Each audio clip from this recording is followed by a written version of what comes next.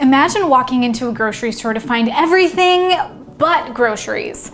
That's the kind of feeling that your audience would get if they stumbled upon your content that's promising expertise on whatever your niche is, but instead got a stack of unrelated things like reviews on the latest makeup trends, fashion hauls, health tips.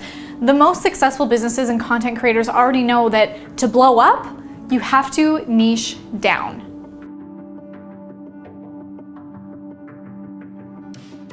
We all have a niche, our expertise, that's something that we get excited about and sets our soul on fire. Popular belief would have you choosing something that you're really good at or really love as your niche, but that's not always the case. It goes deeper than that. It can be the thing that builds you a profitable business around that thing that your audience is searching for. So how do you find your niche? Start with a brain dump of every topic, every industry that you want to tap into, something that you're good at, something that you've mastered, a skill that you have, and it also relates to how you want to make a difference and how you want to show up to the world. Now, don't be alarmed if your brain dump is huge at first. That's what we want. That's what brainstorming is for, which leads us to the next step. This is how you're going to pick your niche. Go through that whole brain dump, like just brain dump everything on paper, but then pick your top 4. Now from your top 4, create another list underneath to niche down even further. So for example, if one of my topics is selling candles, I can get even more specific by asking, for what? Selling candles for aromatherapy. And even more specific than that, for who? Selling candles for aromatherapy for entrepreneurs that's proven to increase productivity. Boom. That's a niche right there. So instead of casting such a wide net, feeling like I can reach everyone wants these candles, the riches are in the niches. Now I know, how do you say niche? Actually, I'd love to know, how do you say niche? Do you say niche or niche? Comment below. That's gonna be really confusing if you guys comment by just spelling the word niche or niche, so make sure you sound it out phonetically. How do you say it, niche or niche? I want you to find out what is your niche. How are you niching down so that you can reach a wider audience by having a smaller pool of exactly who you wanna reach with this?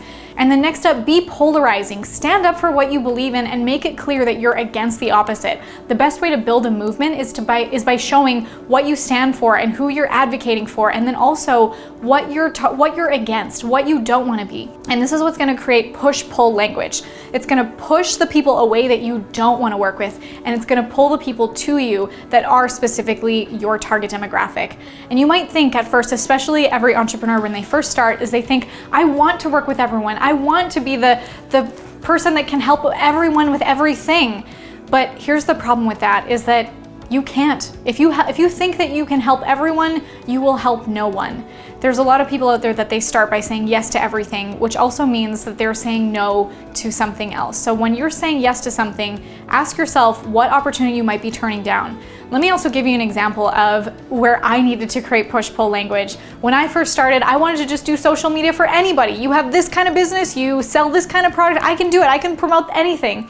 But then I also attracted people to me that were confused about what it was that they sold or what their message was, or just wasn't clear on who they were. But then also I attracted people to me that weren't in alignment with my values. But how would they know? Because I wasn't clear on who I actually wanted to work with and what my message was.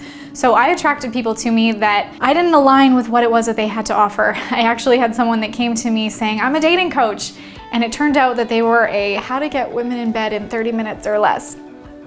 And I couldn't stand behind that. So that was an opportunity that really showed me I have to know where to say no, and I have to know how to do that push-pull language to draw to me who exactly I want to work with, and also repel who I don't want to work with. So remember that saying yes is important, and also knowing the opportunities that are good to say no to.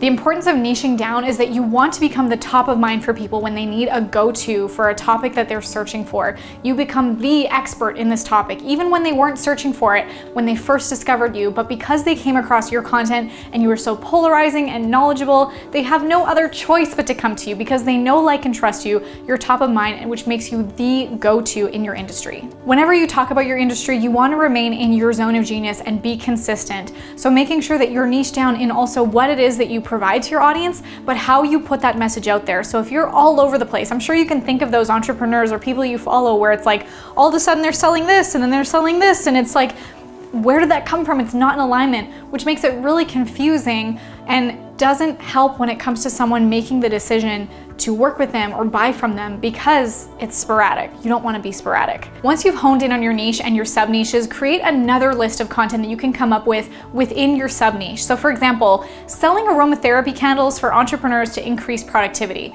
So then think of scents that release certain chemicals in the brain that these entrepreneurs might want. Maybe that's a great topic of content for you. Candles that are toxic and to be avoided. That's another great conversational piece or a great piece of content for people to know about what it is that you provide, and it's great value for them.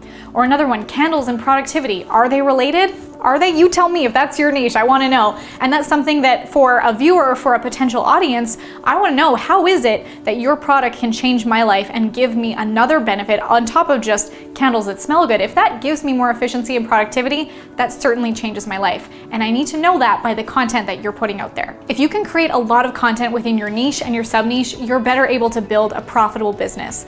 And when creating content, I recommend looking at the search volume so that you know you're on par with what people are looking for. We use tools like Google Keyword Planner or Keywords Everywhere to see, are people actually looking for this when they Google something? Is this something that people actually want?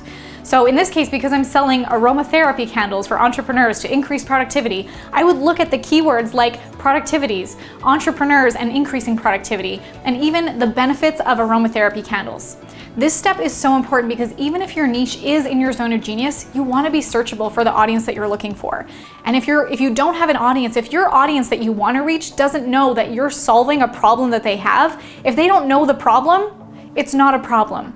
So you have to look for something that your audience actually needs and create products and services based on that. Now that you have your exact niche, you can be more confident in creating quality content that your true believers will resonate with. Now remember, the more you niche down, the more you can blow up. And if you need support in creating content, I would love for you to check out my free training in the link below called How to Create 60 Days of Social Media and Video Content in 8 Hours. It's an absolutely free masterclass training, no pitch at the end. Just take a look, you can download that and dive in and be able to create a ton of content in a little amount of time.